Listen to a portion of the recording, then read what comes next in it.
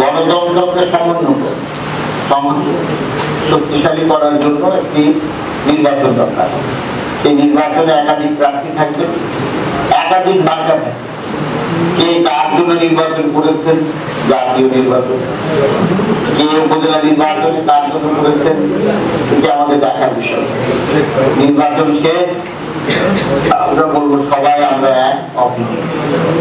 তবে একটি বার্তা দিতে চাই, এই উপজেলা ভবনে, উপজেলা কমপ্লেক্সে বা চত্বরে কোন সরকারি অথবা আমাদের দলীয় অথবা সাধারণ মানুষ যদি জনপ্রতিনিধিদের নিয়ে কোনো হাস্য অথবা কোন আপত্তিজনক শব্দ ব্যবহার করে, আমি নির্বাহীকে বলবো তাকে ভ্রাম্যমাণ আদালত করে তার বিচার করে। এটা যদি না করে কিন্তু পারে, তাহলে আপনারা সম্মান ভাবে কাজ করতে পারবেন না। আপনি বাইরে অফিস থেকে আপনার সম্বন্ধে বলবেন, আরেকজন সম্বন্ধে বলবেন। আপনি সেই উপজেলা ভবনটাকে যখন আপনি শক্তিশালী করবেন, সুন্দর করবে, তখন তারা কিন্তু যার যার এলাকায় যে কেউ কিন্তু এই ব্যবহার করারই চেষ্টা। তাই আমি সকলের কাছে আবারও বিনীত অনুরোধ করবো, নির্বাচন শেষ হয়ে গেছে, আমরা এক আজকে আমি যেমন এই তিন থানার সকলেরই অভিভাবক, আজকে যারা রূপসায় নির্বাচিত হয়েছেন তারা সকলের অভিভাবক। যে দলটা যে দল থেকে আলাদা থেকে কোনো মাত্রা থেকে পার করে নেয়, কে কোন চেয়ারম্যান তাকে সমর্থন করেছেন, কে করেন নাই, সেটি বড় কথা না। আমরা শুধু এটুকু বলবো যে আমরা কাউকেই যেন এতে নিই এই পক্ষ ওই পক্ষ, নৌকাতে গিয়ে মারামারি, এই ধরনের কোনো কিছু আর গ্রহণযোগ্য না। এবং এইগুলোকে কোনোভাবেই নির্বাহী এবং আমাদের ভারপ্রাপ্ত কর্মকর্তা এনামুলকে আমি আজকে নির্দেশ দিচ্ছি, এইগুলোকে আপনি কোনোভাবেই প্রশ্রয় দিবেন না। আর এনামুল সাহেবকে আরেকটা জিনিস বলবো যে আমাদের এই তিন থানায় কম্পেয়ার টু আদার কনস্টিটিউশনের থেকে আমাদের কিন্তু কেস কাটারি কম।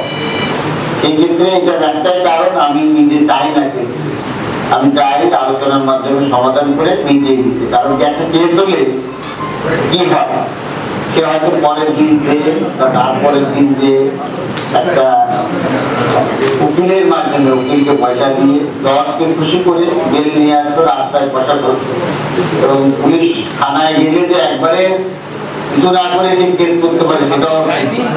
আমি চাই না আমার জনগণ তাদের মধ্যে সুসম্পর্কটা একটা অন্য সম্পর্কে যে পরিণত হোক।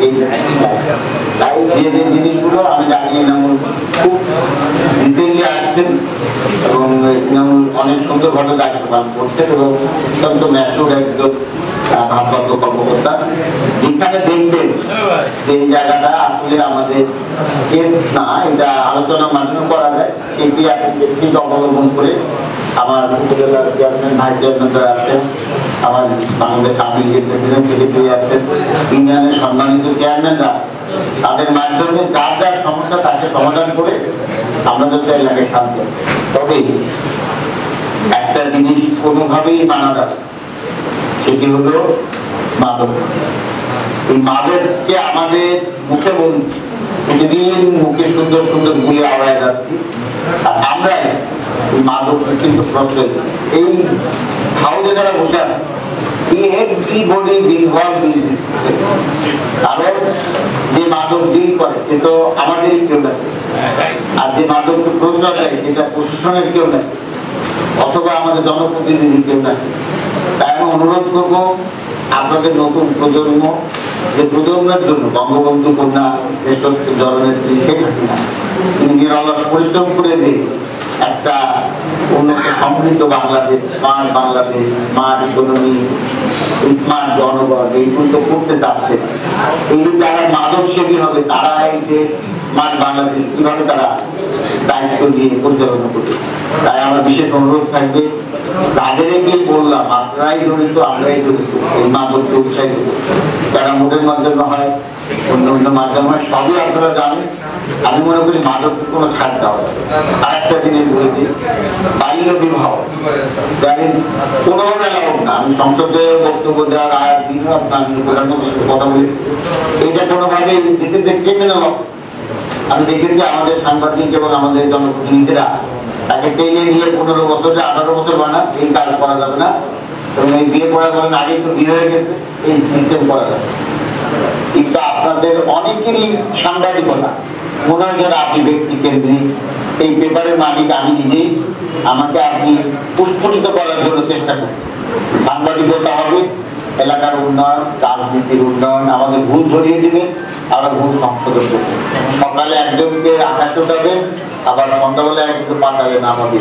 এই ধরনের সাংবাদিকতা আপনারা করতে না বলার জন্য আমি আপনাকে বিনীত অনুরোধ করছি। আপনারাই কিন্তু দেশের উন্নয়নের এবং জাতির উন্নয়নের তর্ক